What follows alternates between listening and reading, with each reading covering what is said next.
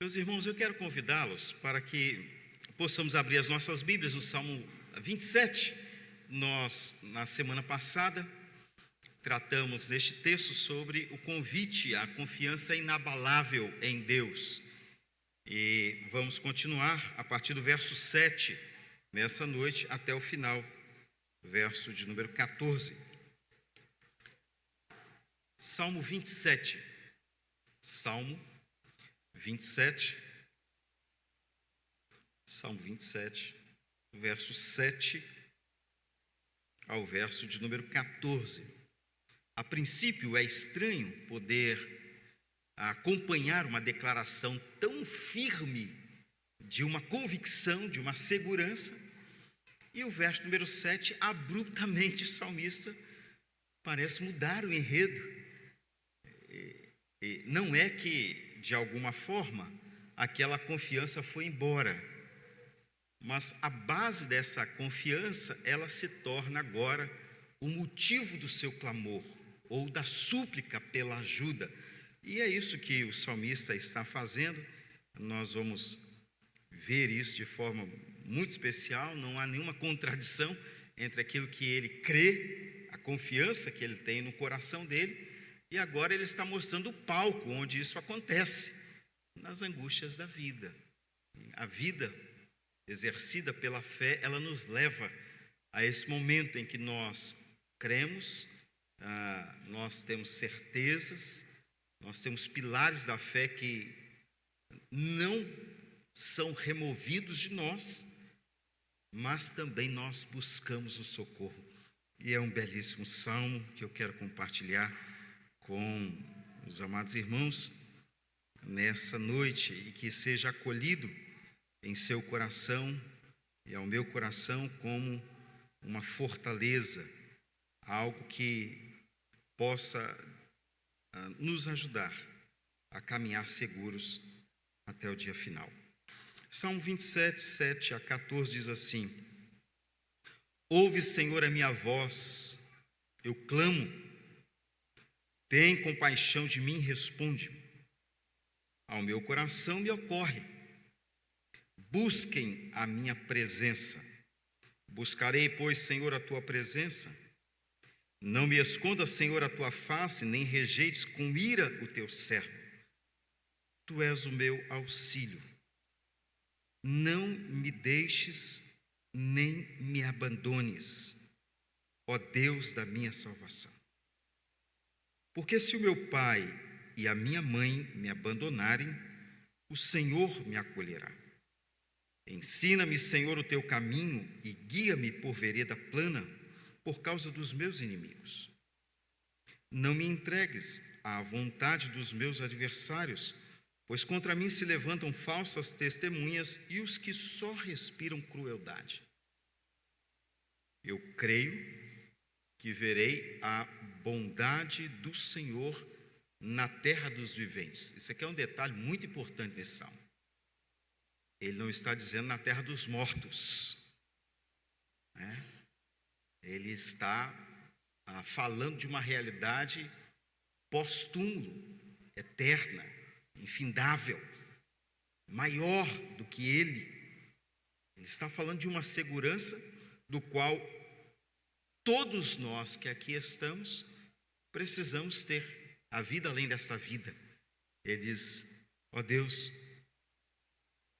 se aqui não tenho visto, uma tradução, versão Weberson, se aqui eu não tenho visto, uma coisa eu sei, eu verei. Na eternidade com o Senhor, eu verei a manifestação plena de toda a tua bondade. E aqui é como se ele dissesse assim: no entanto, eu tenho ainda usufruído dos flashes de tua bondade, que já são extravagantes. Os irmãos há de concordar comigo, né? O que Deus tem feito é algo extraordinário para nós. E a recomendação final, ela tem um caráter escatológico. Ele diz assim: espere no Senhor. Então, não é a passividade pela passividade. Não é a confiança como alguém que diz: não, o tempo tudo cura. Não, isso aí vai resolver. Ele diz: não, fora do Senhor, nada se resolve, irmãos. Nada se resolve. Anime-se e fortifique o seu coração. E ele vai reiterar, né? Uma exortação aí. Espere, pois, no Senhor. Meus amados irmãos, desde a semana passada, nós vimos que o medo pode nos acuar. Eu tenho medo de gato acuado, de bicho acuado, eu tenho medo, né? E o medo pode nos levar a este lugar. E também fazer com que as nossas reações sejam extremamente agressivas e estranhas por causa do medo. Em contrapartida, a confiança é um negócio extraordinário, né? Enche de paz o coração, enche de alegria, revigora, rejuvenesce. A confiança produz segurança. Uma mãe é capaz de dizer para o filho e vice-versa: pode deixar, seu pai disse que ia fazer, ou então, sua mãe disse que ia fazer. E o filho, ele toma aquele lugar da seguridade. E aqui, Davi, ele não tem nenhum flash de uma intervenção imediata. Se você lê o Salmo, ele está todo projetado para uma realidade futura. Ele está dizendo: Senhor, eu estou aguardando, o Senhor vai fazer, eu sei que tal. Mas ele tem um pano de fundo, ou ele tem um estofo, que é justamente a segurança vinda daquilo que Deus fez na história, irmãos. Não só na sua vida, é na história. De tal forma que eu e você, nós não somos convidados apenas a olhar o nosso álbum de retrato. Hoje nem se olha aí, mas é uma pena. Mas não é só para isso. É para toda a história. Olha o que Deus tem feito na história do seu povo. Vede que grande salvação Ele tem operado a cada um de nós. Então, essa estrutura, ela tem por finalidade objetiva e última dizer assim: ao lermos, entendermos e nos submetermos ao seu entendimento, a nossa alma é fortalecida. Não é aquela coisa assim: não, eu leio, então agora eu tenho mais força, agora eu vou ganhar dinheiro, agora. Não é nada disso. Ele está dizendo: você e Deus. Há aqui uma fala, um monólogo. Davi está falando para o seu coração, né? O verso de número 8, por exemplo, ele diz assim: ao meu coração me ocorre, busque a Deus. E é como se ele dissesse: é isso mesmo, Davi. O caminho de luz proferido no primeiro verso, de fortaleza e salvação, é esse. Qual é? Buscar a presença do Senhor. A maior dor de Davi não é ter sido despatriado, não é a ruptura familiar, não é a falta do privilégio de desfrutar dos benefícios do palácio. A maior dor de Davi é estar alijado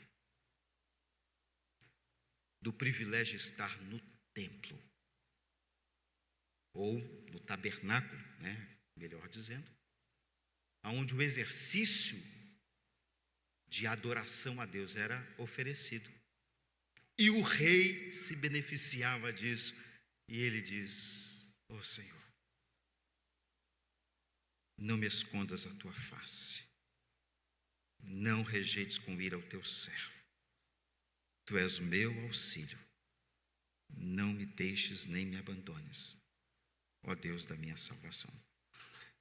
Portanto, meus amados irmãos, Davi está dizendo assim: é fato que o medo pode nos acuar, e ele não está desprezando essa sensação que nos sobrevém quando algo nos aflige. No entanto, ele está dizendo: a presença de Deus, ela é mais forte, ela é maior, ela é mais sustentadora do que um exército que se acampe ao meu lado tentando me destruir. Imagine só, alguém que agora cercado por mísseis de todo lado, ele diz: eu estou tranquilo, eu estou no Senhor. Bom, aprendemos com este salmo que este grande servo do Senhor chamado Davi, ele faz da adversidade, e a gente vai chamar aqui de caverna, ele faz da caverna, ele transforma o lugar do esconderijo do medo em um palácio de confiança. E é isso que eu quero te convidar nessa noite. Junto comigo, olhar para este salmo e perceber que este é o convite da graça ao nosso coração, que sejamos transportados. Um dia desses, uma de nossas crianças perguntou: pastor, qual o superpoder o senhor gostaria de ter? Eu disse: eu queria ser transportado de um lugar para o outro, imediatamente. Aí ele me falou lá de um personagem que tem este poder do teletransporte, em vários lugares. Mas este salmo faz isso conosco. Então, como uma criança que está convidando a mim e a você, ele está dizendo: saiamos do esconderijo da dor e adentremos o palácio da confiança em Deus. Como é que a gente pode ver isso? O verso de número 7, 8, a gente vai pregar o primeiro bloco aí, 7 a 12, quando o salmista Davi, após ter feito uma declaração sublime de quem Deus é, e é isso que vai dar segurança à sua vida, ele agora diz assim: percebi também que buscar a Deus só é possível porque Ele abriu esse caminho à nossa vida. Ele tomou a iniciativa. Veja comigo, será que alguém tem possibilidade de clamar a Deus sem que por ele mesmo seja incitado a fazer isso? É isso que está acontecendo. Talvez você diga: não, pastor, há pessoas que no meio da adversidade, mesmo não sendo crente, ele diz: Deus, tem misericórdia de mim. Pois Deus está usando, isso é um método de Deus, irmãos. Isso é um detalhe que Deus está usando para nos levar a sair da dor e a experimentar as delícias do seu palácio ou do seu reino. Ouve, Senhor, a minha voz, eu clamo. Tem compaixão de mim e responde. Quem sobre a terra tem verdadeiramente total compaixão do outro, a não ser o próprio Deus, irmãos? Davi está aqui dizendo assim: sempre que obedeço às suas ordens, como o Senhor me ensina a fazer, o Senhor mesmo é incapaz de deixar de ouvir o meu clamor. Então a confiança aqui, ela passa pela escutatória divina. É isso mesmo. Ele está dizendo assim: eu sei que o Senhor ouve. Eu sei que o Senhor ouve. Eu sei que o Senhor está atento. Eu sei que os teus olhos estão postos sobre mim. Eu sei que o Senhor me conhece e eu conheço ao Senhor. Eu tenho apreciado muito algumas literaturas de um autor chamado Kevin Van Rosen, e ele usa essa figura quando nos apresenta a Escritura como um drama da redenção. E ele diz: este cenário está posto.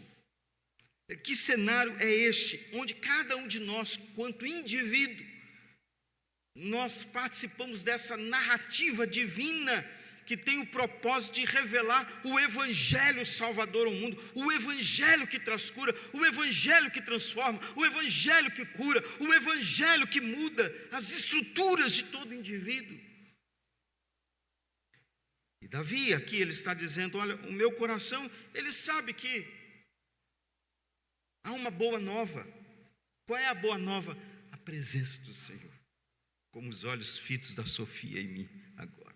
Os olhos fitos do Senhor sobre nós. Eu sei, ó Deus, que as verdades que estão inseridas na minha alma, impregnadas no meu ser, convicções teológicas, doutrinárias, tudo isso que você sabe, ele diz: isso é um vitalizador na minha caminhada. Isso traz musculatura às minhas pernas, de tal forma que eu tenho condições de viver a angústia ainda sobre o teu cuidado, sobre o teu olhar e sobre a tua misericórdia. O verso de número 8 é um verso que expressa uma intimidade profunda com este Deus ajudador. É um verso que ele vai internalizar estas convicções, como alguém que diz assim: portanto, Deus, faz-me experimentar estas coisas perto de mim. Ele não está vendo o livramento, mas ele aguarda esse livramento. E ele aguarda em que lugar? Na presença de Deus, irmãos. Meus amados irmãos, meus queridos ouvintes, amigos que estão aqui, essa é uma verdade que está posta para nós. Não há resolução de nenhuma causa que verdadeiramente seja satisfatória ao crente longe da presença do Senhor. É na presença do Senhor, é diante do Senhor. É Ele o nosso auxílio. O verso de número 9, ele diz bem assim: não me escondas, Senhor, a tua face, nem rejeites com ira o teu servo. Tu és o meu auxílio, não me deixes nem me abandones, ó Deus da minha salvação. Parece uma incoerência. Como é que alguém que diz coisas tão extraordinárias acerca de Deus, que diz que Deus é o seu escutador por excelência, que diz que a sua presença é tão real, e agora ele diz assim: Senhor, não me escondas o rosto? Por que Davi está dizendo isso?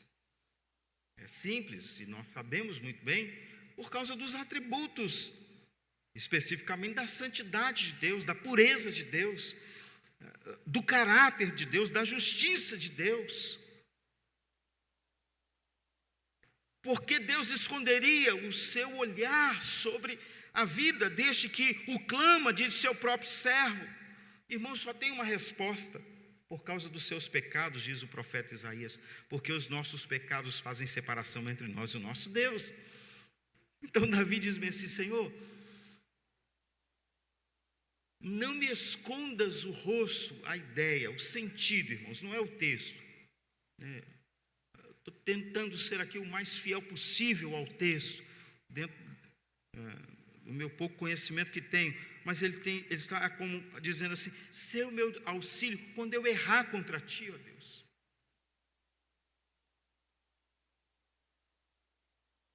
Prova-me, ó Deus. Não leve em consideração quem eu sou. Como é que eu sei disso? Porque ele está dizendo assim: não me deixes nem me abandones, ó Deus da minha salvação. Então a ideia é que sem redenção, sem a aplicação da redenção, há uma impossibilidade de salvação genuína. Então o que Davi está dizendo aqui é assim: Deus, não me trate como eu mereço. Gente, isso é uma oração de uma coragem, Só tem essa coragem aquele que confia de forma inabalável em Deus.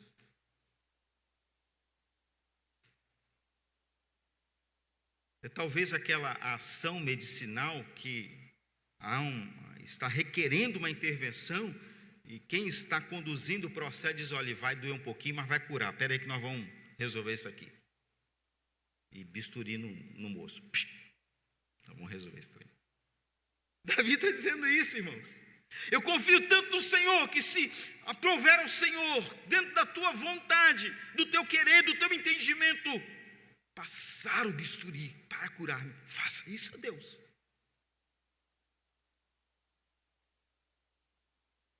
Faça isso, ó Deus. Verso de número 10. É um verso onde você tem aí dois pensamentos, né, que estão em tensão, melhor dizendo aqui, né? O abandono humano e o acolhimento divino. Ainda que meu pai e a minha mãe me abandonem. É certo, irmãos, deixa eu logo dizer aqui, que o que temos aqui é uma licença poética para dizer isso. Porque Davi em nenhum tempo foi abandonado pelo seu pai, nem por sua mãe. Então a poesia hebraica, ela permite isso, e ele, como um profundo conhecedor da língua e da forma de composição dessa canção, Davi, que jamais fora repudiado por seu pai, o que ele está fazendo aqui é colocar em relevo, em destaque, é acentuar o amor persistente de Deus, é colocar em destaque o amor que está a ponto de romper a resistência humana, o amor que é maior do que a capacidade. Irmãos, a nossa geração, de uma forma geral, nós aprendemos um termozinho que de vez em quando a gente usa e diz: não dou conta desse trem, não. Se você não usou, você vai usar em algum momento isso. Não dei conta. E Davi está dizendo assim, talvez como um bom mineiro aqui, ele está dizendo assim: eu sei que eu não dou conta, mas o Senhor dá conta. O Senhor dá conta desse trem. De tal forma que, ainda que aquilo que jamais pode ser passado pela mente humana, porque a gente fica estarrecido com esse fato de alguém esgotar o seu amor no cuidado pelo outro, de sua própria família. Davi diz bem assim: eu sei que do Senhor jamais se esgota. Ô gente, não tem como. Vou dizer um negócio aqui que parece absurdo. Até você que não professa nenhuma fé cristã, não tem como não confiar nesse Deus, gente. Misericórdia.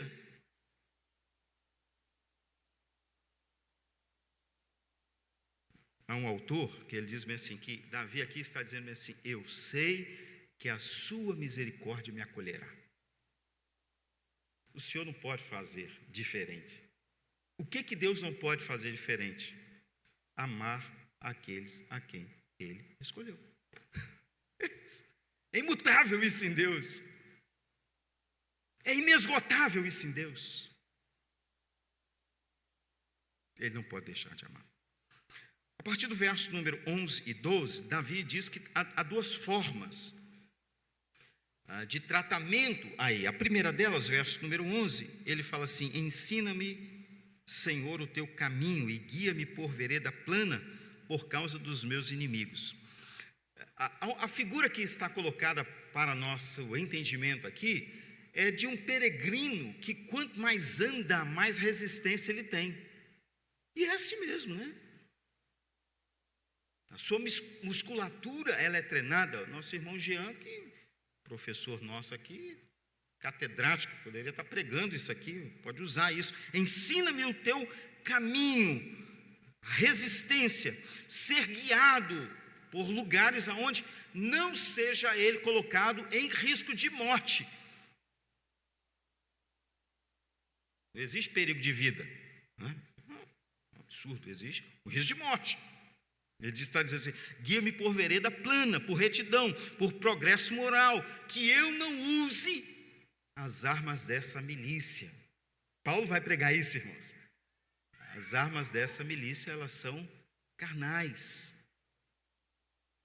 Ela é uma mentira, né? Ele usa o termo sofisma.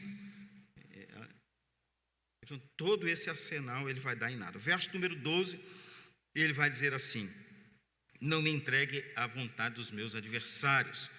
A ideia é que não seja eu uma presa fácil.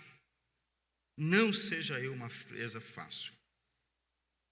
E é interessante porque a gente consegue ver neste texto: pois contra mim se levantam falsas testemunhas e os que só respiram crueldade. A ideia é que Deus dispensa dois tratamentos muito específicos à maldade humana. A primeira delas é abrandar. Ele vai dizer: os que só respiram crueldade. É abrandar essa crueldade. O mundo só não está no processo de degeneração pior por causa da ação interventora de Deus. É Deus quem freia o mal, continua freando o mal. Então aqui Davi é como se estivesse dizendo assim: o Senhor é aquele que pode abrandar a crueldade do ímpio, tornando-o manso. E a gente, na experiência da vida, em alguma diversidade relacional, diz assim: pastor, não sei de onde, de repente o trem mudou. Está doce como uma uva, como diz o pastor Fábio. Está doce igual uma uva. A segunda forma é que Deus mesmo permite que tais malfeitores que se levantam com falsas testemunhas, eles venham arder na fúria, e o seu esforço, ele é levado a nada. Ele é levado a nada. Irmãos, essa mensagem é uma mensagem, o verso número 12, que ela tem um link cristológico muito grande. Nos últimos momentos da vida do Senhor Jesus, foi esse escárnio que ele passou. Pessoas foram contratadas para falar mal de Jesus. Ele foi condenado pela crueldade do coração humano. Por que neste salmo nós conseguimos ver o Jesus sofrendo essa dor? Porque ele tomou o cálice, ou seja, ele experimentou o abandono do Pai para que eu e você não passássemos por isso. Olha que negócio maravilhoso, gente. Você está entendendo isso? Está percebendo isso? Que este texto, ele está projetado para a figura de Cristo Jesus lá no Calvário, naquele momento chamado a paixão de Cristo. Daqui uns dias, secularmente é comemorado isso. Quando então caluniadores, mentirosos se levantaram contra mim, contra você, mas contra Jesus, irmãos, contra o Senhor Jesus. Foi Ele, o Filho de Deus, quem sofreu as injúrias do nosso lugar. Foi Ele, Cristo Jesus, quem sofreu sobre a língua mentirosa e violenta. Foi Ele, Cristo Jesus, quem sofreu a ação cruel dos homens que agora intentavam com a sua vida, com tamanha força e brutalidade, que só paravam quando percebiam que o seu corpo poderia ser levado à morte, e não havia um desejo de matá-lo por meio de todas aquelas chicotadas, e sim pela dor mais aguda daquele tempo, segundo o entendimento romano, que era a cruz.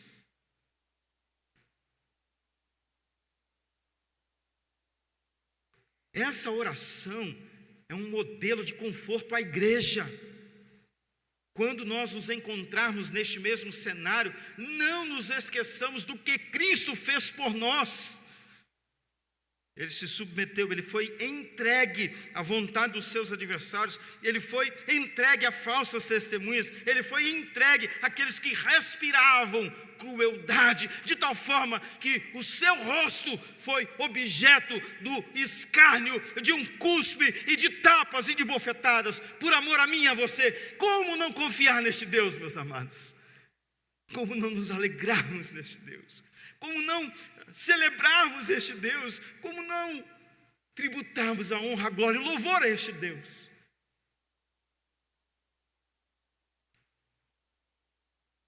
Aqui está posta a âncora do coração do solitário que não conhece a Deus. Ele está parado, ele está estagnado, ele está sendo levado para o fundo. Para nós não, irmãos. Mestre, o mar se revolta, as ondas nos dão pavor, mas a nau chega ao lugar. Nós não estamos presos, nós estamos sob a condução deste Deus, para que o nome dele seja glorificado através da vida da sua igreja. Os últimos versículos são de grande instrução também ao nosso coração. Quando então, o verso de número 13, ele é chamado de o clímax da jornada espiritual de Davi, o ponto áureo, quando a mesma confiança que ela foi consolidada em cada argumento, não há uma contradição, verso 7 ao verso 12, há uma experiência dessa fé, a vida como ela é, posta diante das angústias. Nós não somos monásticos, aonde só ficamos pensando teologia sem viver teologia. Então essa aqui é uma teologia na prática. Ele então diz-me assim: eu viverei. É muito interessante isso, irmãos. Davi, ele está exposto à morte o tempo todo, ele está dizendo, mas eu vou viver. Eu vou viver. Eu vou viver. Não, os inimigos estão vindo, Davi, eu vou viver. Davi, você não está entendendo, Davi. É Saul. Eu vou viver. Vamos pensar que seja um outro cenário. Davi é o seu filho. Ele está numa fúria.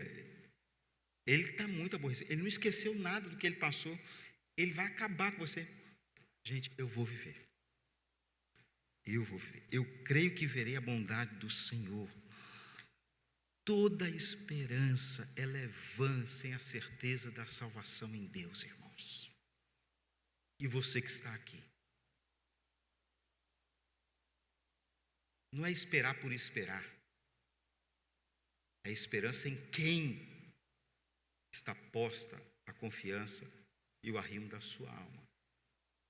Ô Flávio, é sempre muito bom estar com você. Obrigado pelo privilégio de estar conosco aqui mais uma vez. Deus abençoe, querido, você e sua família, em nome de Jesus. A terra dos viventes é uma clara oposição à terra dos mortos. Eu não sei se Davi tinha essa intenção e se ele sabia disso tudo, irmãos, eu não sei. Mas de alguma forma esse texto está ensinando para a gente assim. Gente, nós somos de outro lugar. Nós somos de outro lugar.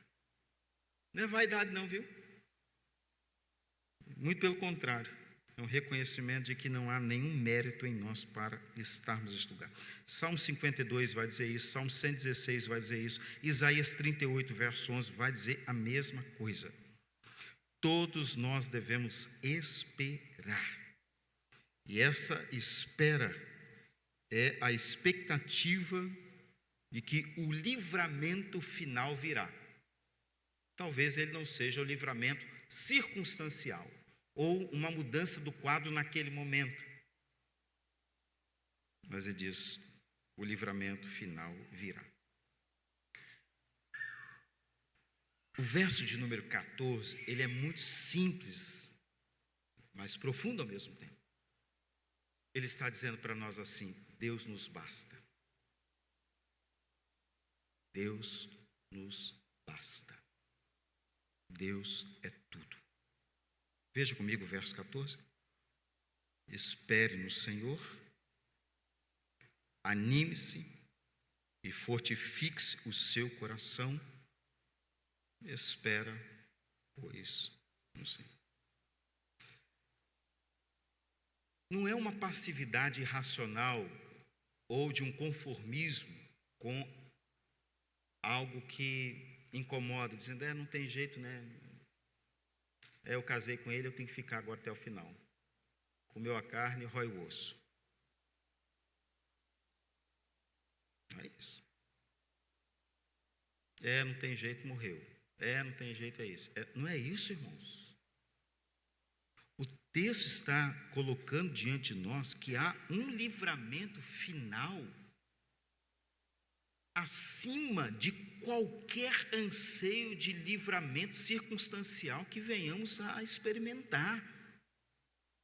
É isso que nos dá força quando a gente enfrenta uma crise conjugal, crise financeira, relacionamentos rompidos, enfermidades que sobrevêm, a morte de alguém. No momento nós estamos sofrendo.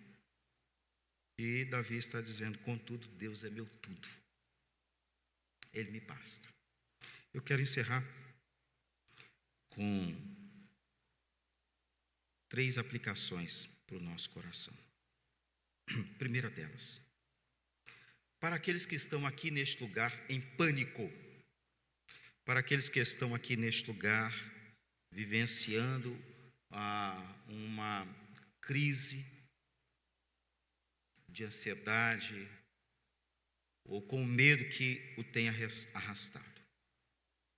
O que a palavra de Deus nos ensina? Primeira coisa, pregue a si mesmo a verdade de Deus. Creia na verdade de Deus. Mesmo que você não veja nada, mesmo que você não sinta nada, mesmo que a circunstância não mude.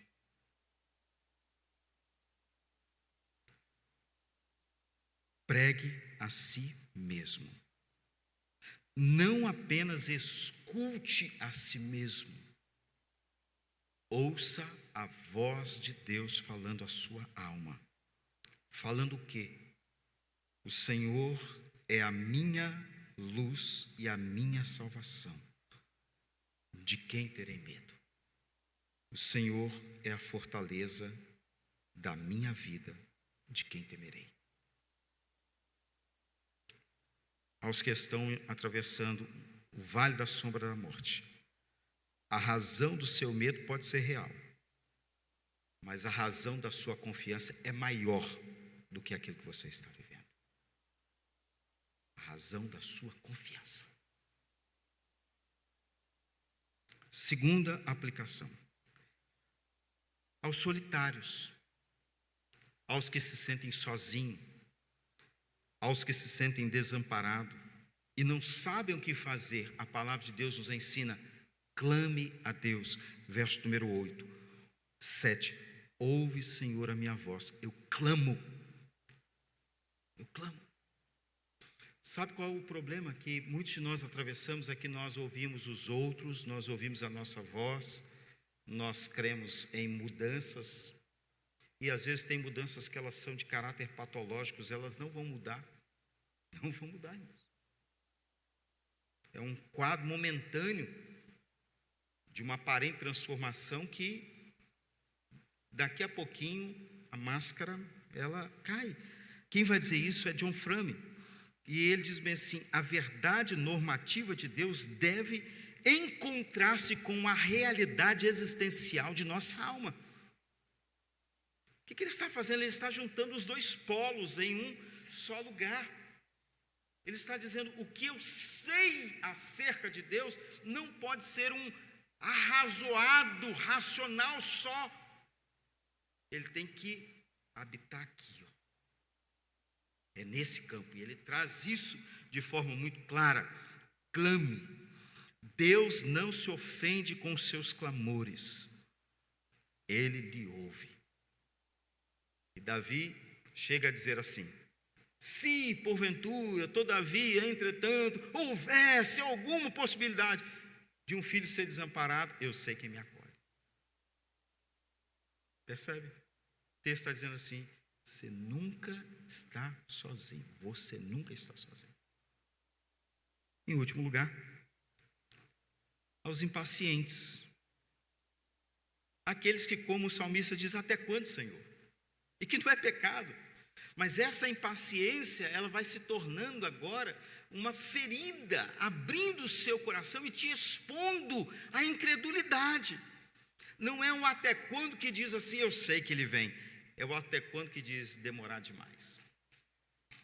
Aos impacientes, a palavra de Deus, ela se mostra a cada um de nós nessa noite como uma revelação da graça capacitadora.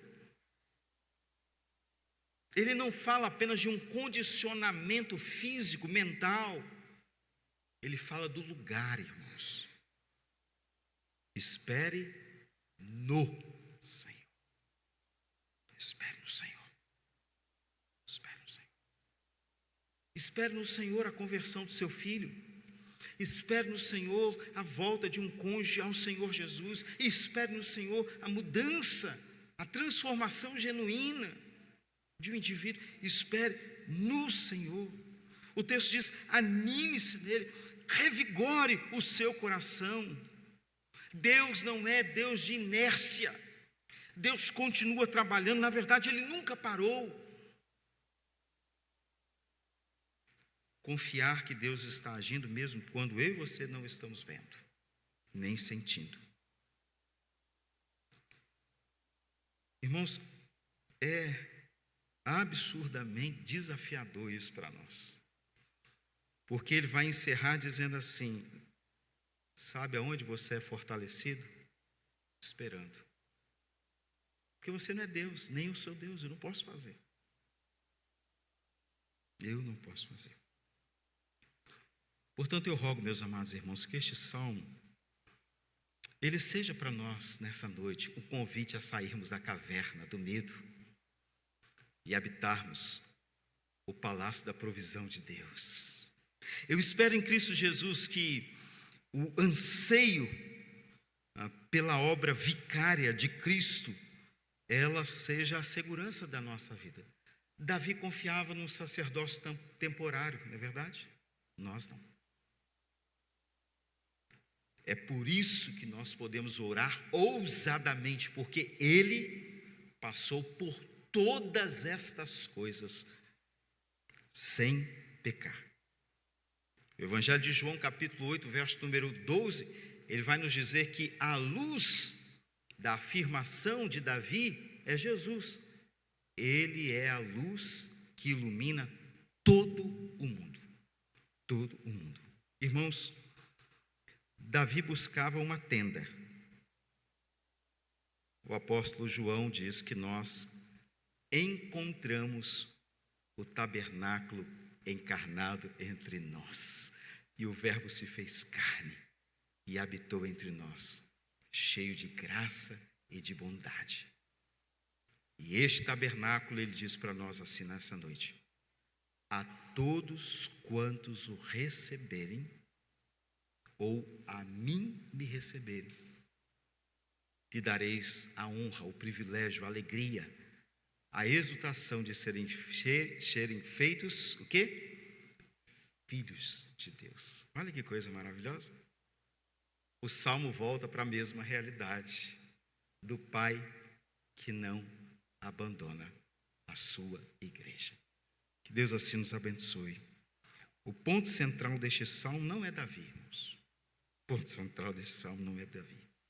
O ponto central desse salmo é a provisão de Deus em Cristo. Uma figura que está posta aí.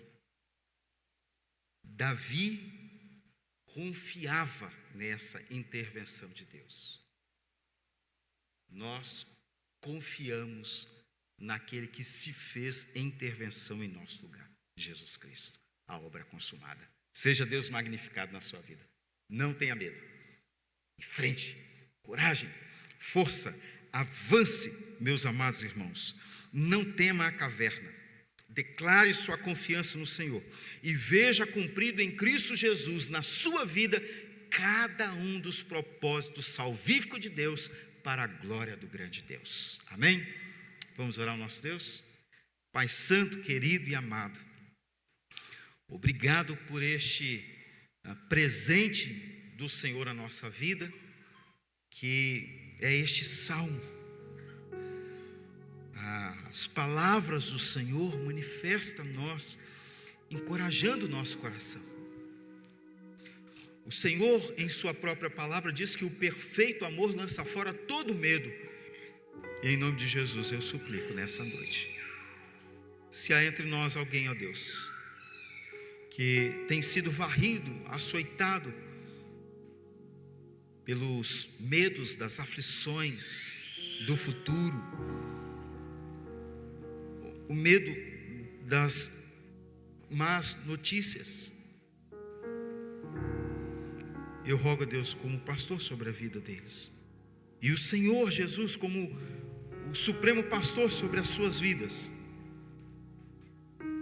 que o Senhor possa, ó Deus, manifestar essa confiança robusta, polida, pura, santa, imaculada, perfeita,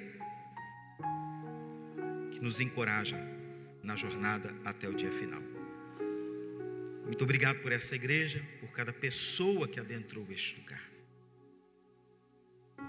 Guarde os nossos corações íntegros e retos na Tua presença, para a glória do Teu nome.